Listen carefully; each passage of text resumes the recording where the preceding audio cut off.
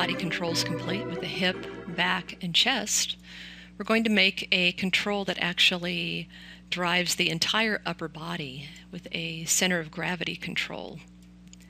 So let's go ahead and get started with that. We're going to draw that in our top view, and we'll use the CV Curve tool.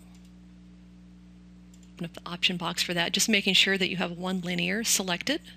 Go ahead and close that, and holding down the X key, let's go ahead and use the grid to draw out an arrow shape. Enter on the keyboard. We can come back to our perspective view now, and we can see our center, our pivot is right here on the origin. We need to center it over the object, so we can come under Modify, Center Pivot. And with the Move tool selected, we're going to snap it to the root joint right here, holding down the V key and middle mouse button. We can just snap that into place. And there it is. And we can see it's going to be intersecting our hip control, so let's go ahead and lower this down. We can also scale it down, make it a little smaller. And right mouse click over and select the control vertex. You can just shift select the points around here. And with those selected, you can now move it down. Oh, I missed one. With those selected, we can move those down just below the hip control right there, so they're not interfering with one another. And if we go back to object mode, we can see that our pivot point is still located within that root joint, which is where we want it. So with it in place now, let's go ahead and modify freeze transformations. Come over here and see everything is zeroed out. We can give it a color back under the drawing overrides. Let's give it a, and we can make this one yellow as well, kind of match it up with our other controls for the upper body. Okay. And now we need to constrain this to that root joint. And we need it to both translate and rotate around here.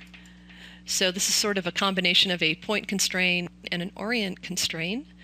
And what works best for that is actually using the parent constraint. So let's open up that option box, make sure it's reset. It already has maintain offset checked on it, which we want. So with that open, let's go ahead, select the center of gravity control, and shift select the joint, the root joint, and we can say add. If we come back under our channel box here, we can see that it's added now to both translate and rotate, which is what we want. We can come back here and just select the arrow. Let's go ahead and give it a name. I'm going to call it COG, that's center of gravity underscore control. And we can get rid of the scale and visibility on that, selecting that and right mouse clicking. We're going to lock and hide selected. So that cleans up that.